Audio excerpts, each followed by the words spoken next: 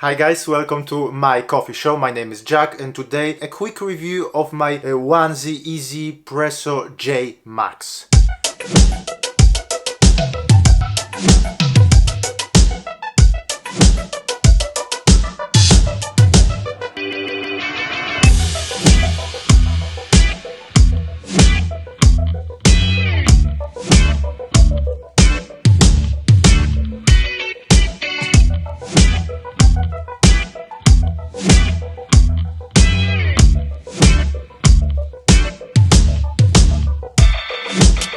In this video, I will tell you a few things about what I like about this grinder, a few things that I don't like about this grinder, and then I try to answer one question. Is this hand grinder right for you? So, click like, sit tight and enjoy. Something that is immediately obvious when you look at it, and it's something that I really like about all 1Zpresso grinders, is how professionally they look. The colors they use, the materials. It's made mostly of aluminium. There is a stainless steel there is a wooden knob here, plastic lid cover on top, nice magnetically attached cap. It's relatively heavy, almost 800 grams. Comes in this awesome box. Inside the box you've got obviously the grinder, you get a carrying case as well. And in the carrying case, apart from the grinder, you get a blower, which I don't really use. You get a cleaning brush, which I do use sometimes. And you also get that rubber band that I already put around my grinder. I will come back to that later. How it looks, that's one thing, but how it grinds and what's inside, that's even more important. We've got 48mm conical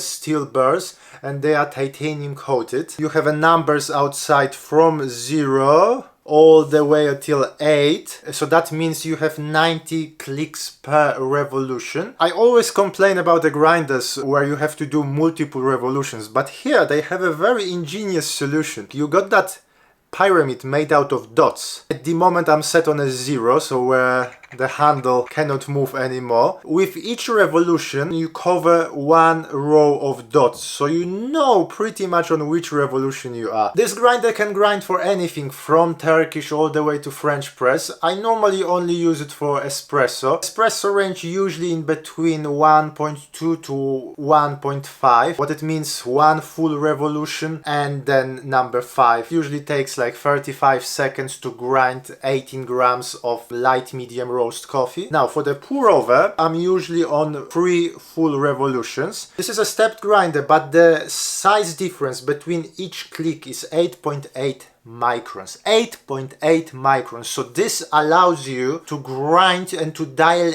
into the perfection. The capacity of this grinder, probably about 35-40 grams of coffee, obviously depending on the coffee. I bought it last year. I think I paid £170, slightly cheaper than, let's say, K-Max, Comandante, a Kinu. Here are a few things that I don't like about this grinder. First of all, maybe because my palms are small, but I cannot hold the proper grip on it. I put the rubber band and it helped a little bit, but it's still, especially when I grind a light roast, it can become slippery. Also, especially with the lighter roast for espresso, you need to have some power in your hands. My elbows, everything struggles, so if I was to do multiple shots, it would be painful. Some people complained about the retention on this grinder. 0.1 on average, that's what I get, the retention, which is not bad. Another thing that you may not like, as I mentioned, the weight of this grinder, almost 800 grams. Unless I record the videos for you, I use my hand grinders when I travel. If you have to walk, if you have to carry it on your back, well, that can become significant. And the last bit, not a problem for me, but some of the viewers mentioned that they don't like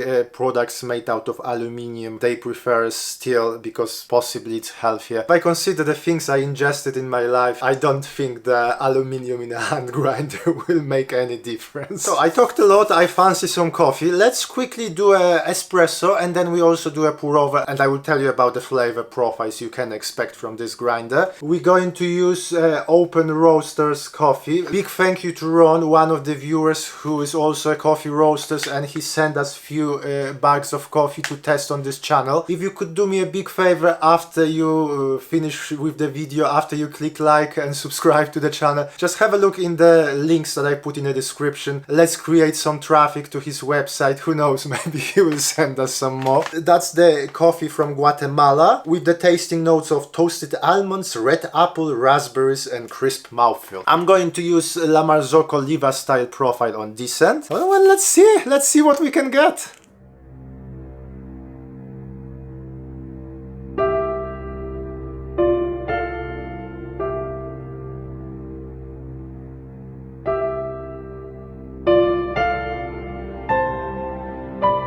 We end up with this beautifully looking shot. Look at that.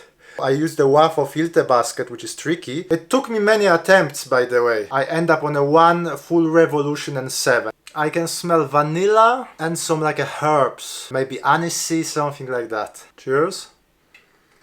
Wow. It needs to be dialed in slightly better, but I can taste the potential here. What I've noticed before, when I pull the shots with J Max, the body is really nice. Silky, satisfying body. The flavor notes, they are opening up to some fruity aromas. Slight bitterness at the beginning, then that nice sourness. Red apples, definitely. Raspberries in the background. Toasted almonds, well, toasted nuts, possibly. Crisp mouthfeel, definitely. Very nice, satisfying shot. Now, talking about the grinder, the one thing that when you use those light roast coffees, and I already mentioned that, and I have to stress it again and again and again, takes maybe 30-40 seconds, but you really struggle to...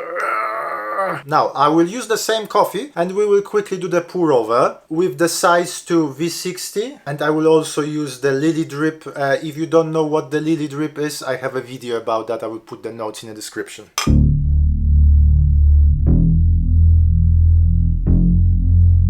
The pour over is ready. Took 20 seconds to grind 15 grams of coffee on 3 full revolutions. No effort there whatsoever.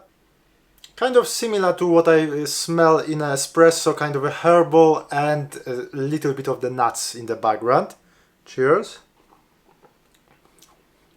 And that's the problem with this grinder. Espresso, great. Pour over, I'm kind of losing the depth of the flavors. A little bit of the sourness, little bit of the nuts. The coffee itself got the potential, I know about it, but the grinder does not help us to develop that full potential. So, my final conclusions for today. Great grinder for espresso, if you don't mind a chore of actually doing it. And you can really dial in for espresso, and the end result is great. For the pour over, I know I can get better results with different grinders. I'm sure lots of you already have this grinder, so let us know, how do you like it? What do you like about this grinder? Are there any things that you would like them to change? Do you disagree with anything that I said? Maybe you are one of those people who actually love the pour over from this grinder. Plenty more things coming to the channel. Once again, thank you very much to Ron and Open Roasters for sending us few bags of delicious coffee. We will be dialing them in the future videos. But for today, thank you very much for watching. My name is Jack. This is my coffee show. Hopefully, I will see you soon. Thank you. Bye.